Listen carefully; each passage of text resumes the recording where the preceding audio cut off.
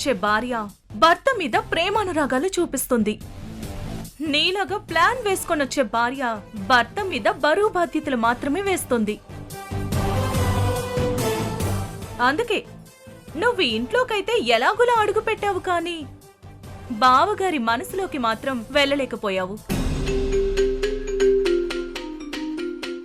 గడప దాటడం సులభం మేఘనక్క, కానీ గౌరవాన్ని పొందడం మాత్రం అసాధ్యం. చాలా ఎక్కువ మాట్లాడుతున్నావు హారిక. నేను ఈ ఇంటికి రావడం నచ్చని నువ్వు ఇలా మాట్లాడతావని నాకు ముందే తెలుసు.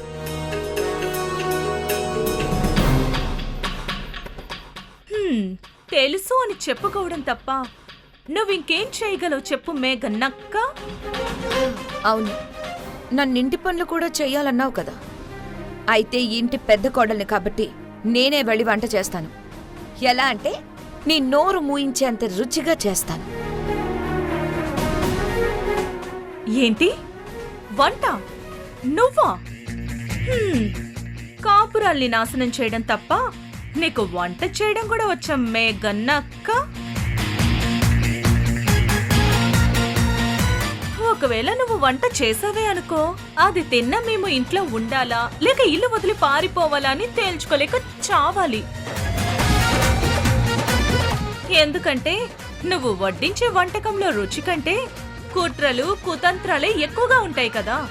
చూడు హారిక, నేను కూడా ఈ ఇంట్లోనే ఉంటున్నానని నువ్వు మర్చిపోకు. అంతేకాదు, మర్యాదిస్తున్నాను కదా అని తలకెక్కి కూర్చోవాలని చూడకు. నా గురించి తెలుసుగా, నేను తలుచుకుంటే ఈ ఇంటిని నా చిటికని వేలు మీద ఆడించగలను. అదంతా గతం మేఘనక్క. ఒకప్పుడు నీ గురించి పూర్తిగా తెలియదు కాబట్టి నీ ఆటలు సాగాయి, కానీ ఇప్పుడు అలా జరగదు. ఇక నుండి నేను చెప్పినట్టు ఆడడానికి నువ్వు రెడీగా ఉండు. చూద్దాం హారిక, ఎవరు ఆపుతారో ఎవరు ఆడిస్తారో రాబోయే రోజుల్లో నీకే అర్థమవుతుంది.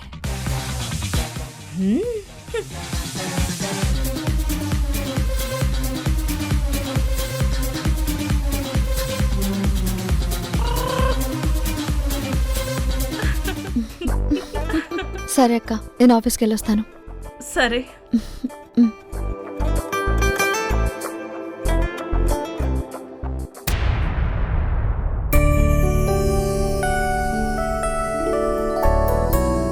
ప్రభుగారు చెప్పండి, మీరింకా రాలేదేంటి? నేను మీకోసమే వెయిట్ చేస్తున్నాను. సారీ పరమేశ్వర్ గారు, నాకు రావడానికి కుదరడం లేదు. నా తరపున నా అసిస్టెంట్ కిరణ్ని పంపిస్తున్నాను. తను మా సునంద కన్స్ట్రక్షన్స్ తరపున ప్రాజెక్ట్ హెడ్గా ఉంటాడండి. ఓకే ప్రభుగారు. ఓకే సార్, ఉంటాను. బాయ్. హలో సార్, నా పేరు కిరణ్. ఓ, ప్రభుగారు చెప్పారు సునంద కన్స్ట్రక్షన్స్ నుంచి రిప్రజెంట్ చేయడానికి వస్తున్నారని. మీరేనా? అవునండి. చూడు కిరణ్, కన్స్ట్రక్షన్ అంటే కేవలం సిమెంటు ఇనుము కాదు, కొన్ని వేల మంది నమ్మకం. నియమాలు కాగితం మీద ఉన్నా పనివాళ్ల నిజాయితీ మన గుండెల్లో ఉండాలి. ప్రభుత్వ నిబంధనల విషయంలో ఎక్కడా కాంప్రమైజ్ అవ్వకూడదు. అలాగే క్వాలిటీ కూడా అస్సలు తగ్గకూడదు. Sure sir. ఉషా, ఇప్పుడు మనం టేకప్ చేయబోయే ప్రాజెక్ట్ చాలా ప్రెస్టీజియస్ ప్రాజెక్ట్. ప్రాజెక్ట్కి సంబంధించిన డీటెయిల్స్ సింపుల్గా చెప్పాలంటే, మనం ప్రభుత్వానికి ల్యాండ్ ఇచ్చాం. ఆ ల్యాండ్ మీద పేదవాళ్ళకి సంబంధించిన ఫ్లాట్స్ కన్స్ట్రక్షన్ జరుగుతున్నాయి. దాన్ని మనం ప్రాపర్గా కోఆర్డినేట్ చేసి ప్రభుత్వానికి ఆన్సరబుల్గా ఉండాలి. అలాగే బావగారు. అలాగే ఈ ప్రాజెక్ట్కి నా ఫ్రెండ్ ప్రభు ఇన్ఛార్జ్గా ఉంటాడు.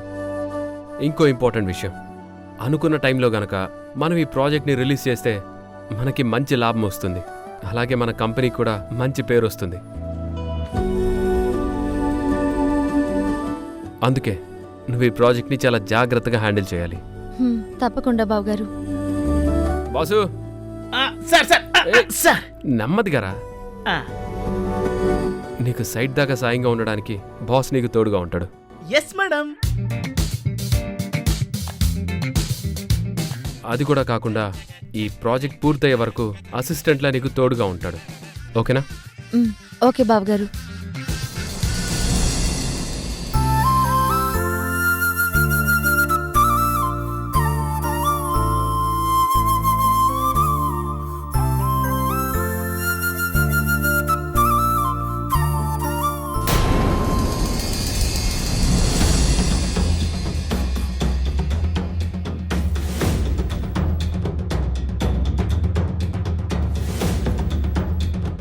ఏంటి హారిక, అప్పుడే వంటగదిలో యుద్ధం మొదలు పెట్టేశావా? ఇంతకీ ఈరోజు స్పెషల్ ఏంటి? ఏదైతే నీకెందుకు, పెట్టింది తిని నీ పని నువ్వు చూసుకో. అయినా లోపల కూర్చొని ఏం చేయాలో పాలుపోక, కాలక్షేపం అవ్వక ఏదైనా కుతంత్రం చేయడానికి వచ్చావా ఇక్కడికి? ఆ, కుట్రలు చేయడానికో కుతంత్రాలు చేయడానికో కాదు, నిన్నొక విషయం అడగడానికి వచ్చాను. నువ్వు అడగాలి అంటున్నావంటే ఖచ్చితంగా అది అడగకూడని ప్రశ్నే అయ్యుంటుంది.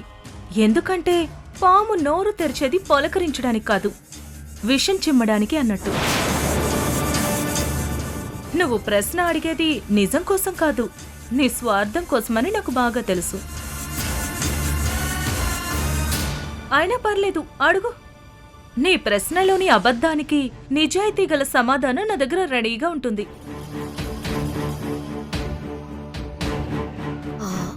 ఉషా తల్లి కాబోతుంది కదా, అంటే దాని అర్థం త్వరలో ఇంటికి వారసుడు రాబోతున్నాడనే కదా. మరి అలాంటప్పుడు మీరు కూడా పిల్లల్ని ప్లాన్ చేయాల్సిందే. చూడు మేఘనక్క, నేను చేస్తే ఎక్కిస్తే నిజాయితీగా బిడ్డను కంటాను గాని నీలాగా బిడ్డను కంటున్నాను అని కట్టుకథలో అల్లను. ఏ తప్పు చెయ్యని వాళ్ళ మీద అబోర్షన్కి కారణమంటూ నిందలు వేయను. ఓహో, నువ్వు ఇంకా ఆ ఇన్సిడెంట్ ని మర్చిపోకుండా మనసులో పెట్టుకుని రగిలిపోతున్నావా? మహాతల్లి, నువ్వు చేసేది ఏదైనా జీవితకాలం మర్చిపోతామా? ఆ రోజు నువ్వు చేసిన పాపానికి ఈ రోజుకి నేను బాధపడుతూనే ఉన్నాను. ఆ సంగతి వదిలే, వంట చేయడానికి ఒక్కదానివే కష్టపడుతున్నావు, నేనేమైనా హెల్ప్ చేయనా? ఈ వంటగదిలోకి నువ్వు రాకుండా ఉంటే అదే నువ్వు నాకు చేసే అతి పెద్ద హెల్ప్. అయినా వంటల సంగతి తర్వాత, ముందు నువ్వు నీ భర్తతో కాపురం చేయడం నేర్చుకో.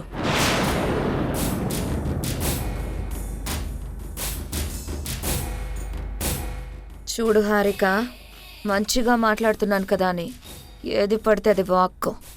నా ఈగో హట్ అయిందనుకో, నువ్వు బయటికి రాలేని సమస్యల్లో ఇరుక్కుంటావు. జాగ్రత్త. అనుకున్నా నువ్వు ఈ రూట్లోనే వస్తావని. ఎందుకంటే నీకు బెదిరించి బ్రతకడం తప్ప వేరేది తెలియదు కదా. అవును, ఎప్పటి నుండో నాకు డౌట్ ఉంది. అదేంటంటే నువ్వు చేసిన తప్పులకి ఎప్పుడైనా ఒంటరిగా కూర్చొని పశ్చాత్తాపడుతుంటావా? లేకపోతే రోజు రోజుకి కొత్త కుట్రలు చేస్తూ అది నా గొప్పతనమని గర్వపడుతుంటావా? చూస్తున్నా హారిక, నీకీ మధ్య పొగరు బాగా పెరిగింది. ఆ పొగరుతోనే నీ కళ్ళు నెత్తికెక్కి ఇలా వాగుతున్నావు. అతిగా ఎగిరే పక్షికి రెక్కలు విరగడం ఖాయం. ఆ విషయం నీకు తెలియదనుకుంటా. పొగరు పట్టిన ఆంబోతులా ప్రవర్తించే నువ్వు నా పొగరు గురించి మాట్లాడుతుంటే నవ్వొస్తుంది. హారిక, నన్ను నన్ను ఆంబోతుతో పోలుస్తావా? నీకెంత ధైర్యం?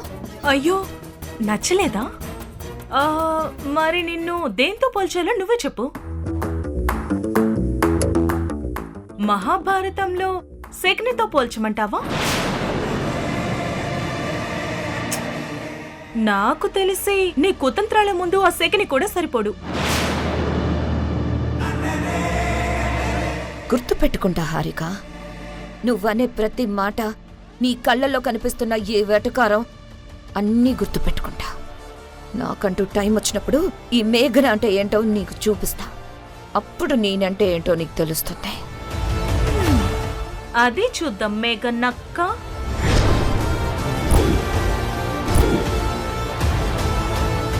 నీకు ముందుంది ముసళ్ళ పండగ.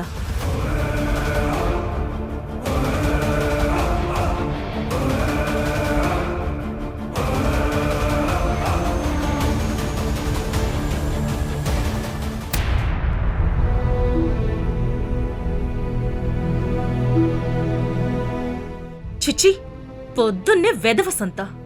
ఏమైంది హారిక? వంటగదిలో నుంచి ఏవేవో అరుపులు వినిపిస్తున్నాయి. ఏం లేదు తరుణ్, ఆ మేఘనక్క ఇంకా పాత డ్రామాలే ఆడుతుంది. ఉషా ప్రెగ్నెన్సీని అడ్డు పెట్టుకుని నన్ను మానసికంగా దెబ్బతీయాలని చూస్తుంది. అయినా ఈ నక్క అదే ఆ మేఘ నక్క ఇంకెన్ని రోజులు మన ఇంట్లో ఉంటుంది తరుణ్? నేరస్తులు ఎన్ని రోజులు బయట ఉన్నా తిరిగి వెళ్లేది కటకటాల్లోకే అన్నట్టు తనని కూడా వాళ్ళ నాన్నలాగే జైలుకు సాగనంపే మార్గాల కోసం వెతుకుతున్నాను హారిక. అప్పటి వరకు నువ్వు ఆ మేఘనని ఓ కంట కనిపెడుతూ ఉండు. సరే, తప్పుతుందా? అలా అని ఆ మేఘన గొడవలో పడి నన్ను మర్చిపోకే. నిన్ను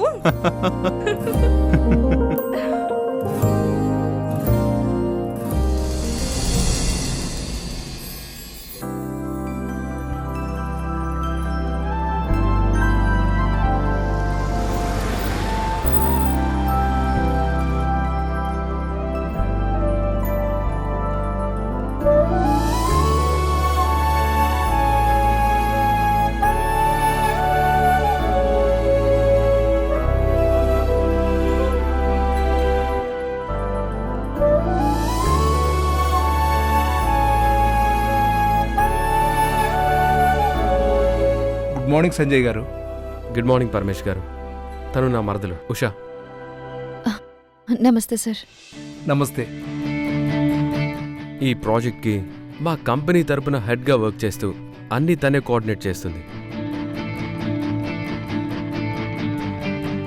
మా ఆఫీస్ పరంగా మీకు ఏ ఇన్ఫర్మేషన్ కావాలన్నా, డేటాకి సంబంధించి ఏ డౌట్ ఉన్నా మీరు నేరుగా తననే అడగచ్చు.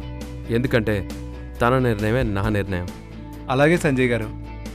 దీప, సార్. ఆ సునంద కంపెనీ ప్రాజెక్ట్ హెడ్ గారిని పిలుచుకునిరా. Okay sir. సంజయ్ గారు, ఈ ప్రాజెక్ట్లో మనతో కలిసి పనిచేస్తున్న సునంద కన్స్ట్రక్షన్ కంపెనీ నుండి ఒక ప్రాజెక్ట్ హెడ్ వచ్చారు. మీరు వాళ్ళతో కోఆర్డినేట్ చేసుకోవాల్సి ఉంటుంది. Okay sir.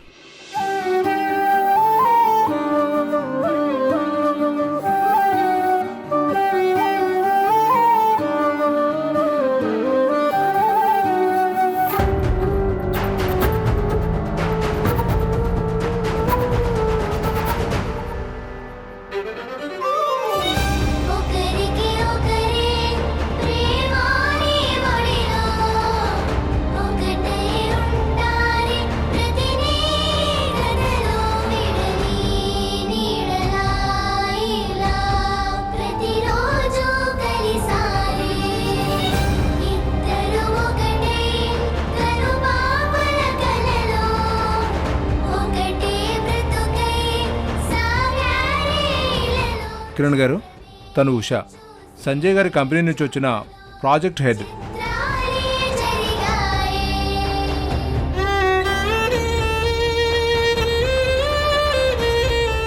ఇక నుండి మీ ఇద్దరు ఒక టీంలా వర్క్ చేయాలి.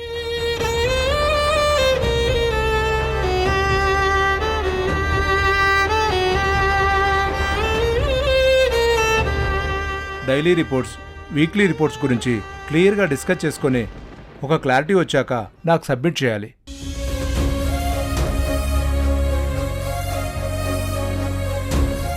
మీరు పని పట్ల ఎంత సిన్సియర్గా ఉన్నారు అనే దాన్ని బట్టే కన్స్ట్రక్షన్ పర్ఫెక్ట్గా జరుగుతుంది.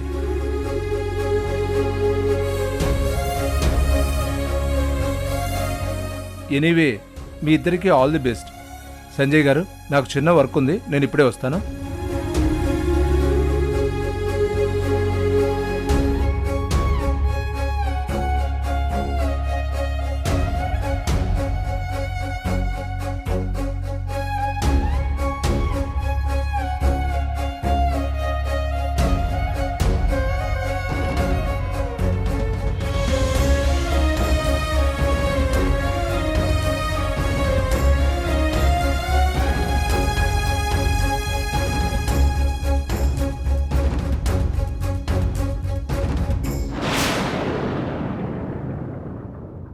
ఉషా, ఉషా,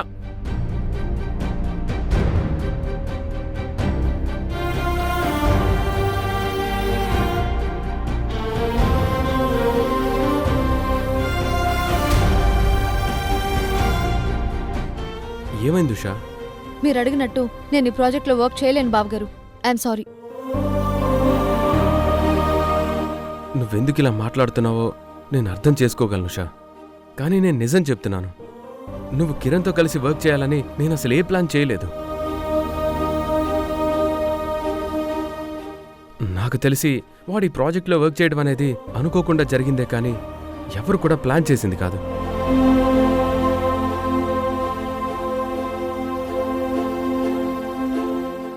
అయినా సునంద కన్స్ట్రక్షన్స్లో అంతమంది ఎంప్లాయీస్ ఉండగా ప్రభు కిరణ్ ఎందుకు సెలెక్ట్ చేశాడో నాకు అర్థం కావట్లేదు. మీరెన్ని చెప్పినా ఆయనతో కలిసి పని చేయడం అనేది కుదరదు బావగారు.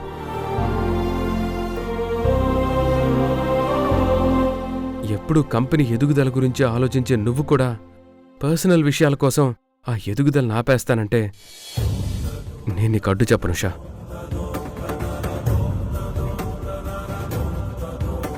సరే బావగారు, మీ బాధని నేను అర్థం చేసుకుంటాను. మన కంపెనీ కోసం నేను ఆయనతో కలిసి వర్క్ చేస్తాను.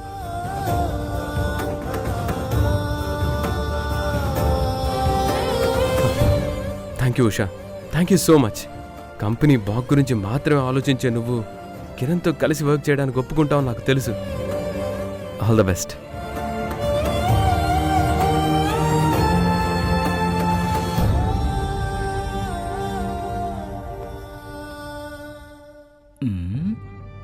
ఏంటి మేడం, నేను కొద్దిసేపు కనపడకపోతే వర్క్ మానేసి కన్నీళ్లు పెట్టేసుకుంటారా? This is too much madam. నా మూడేం బాలేదు, కొంచెంసేపు నన్ను డిస్టర్బ్ చేయకు. ఓకే మేడం, మరి ఉంటాను మేడం. Bye madam.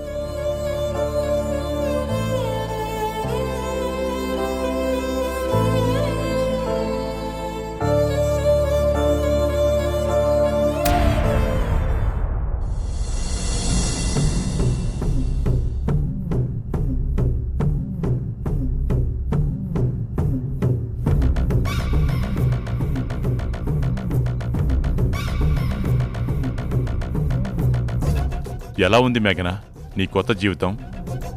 కిరణ్మయ ఇంట్లో పడ్డ నీ అడుగులు ఆ కుటుంబంలో అలజడిని సృష్టిస్తున్నాయా?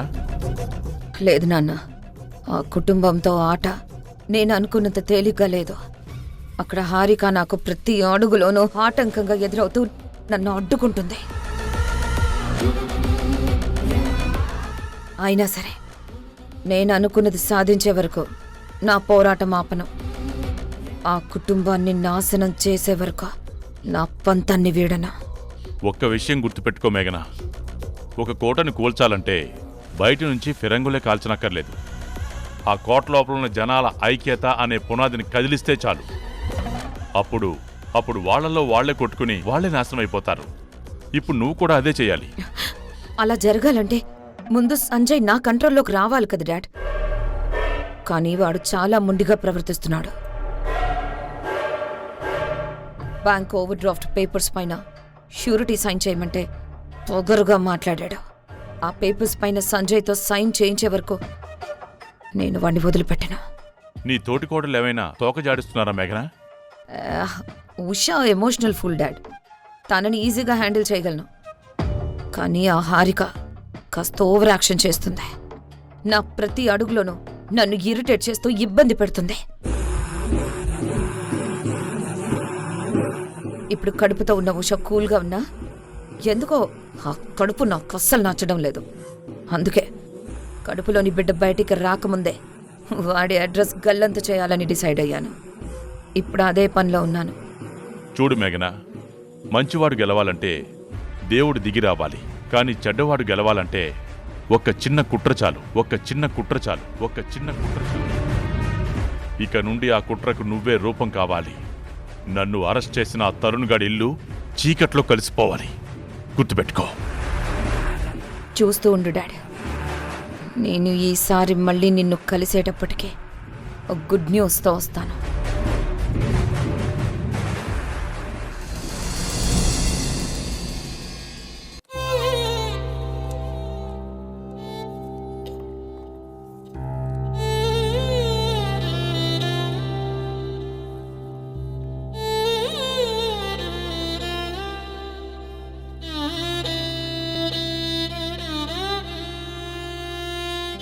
ఏ వైపుగా దాగున్నాడో ఆదుకునే ఆ సూర్యుడు, ఏ దిక్కున కన్ను చూసినా కానరాదే వెలుతురు, గాలి గాలిపటమే ఆదరువులేక ఇటు అటు కదిలేనే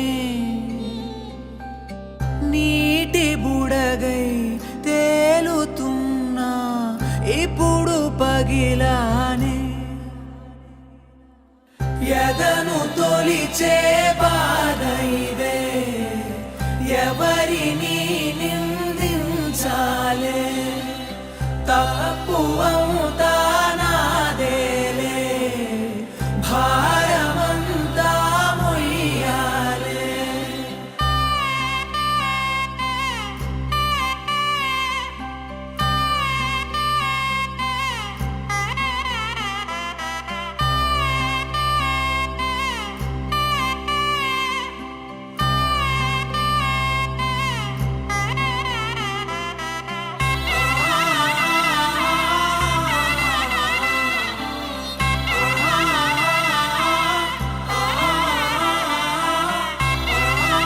Sunanda company project head Kiran గారు భోజనం చేశారా?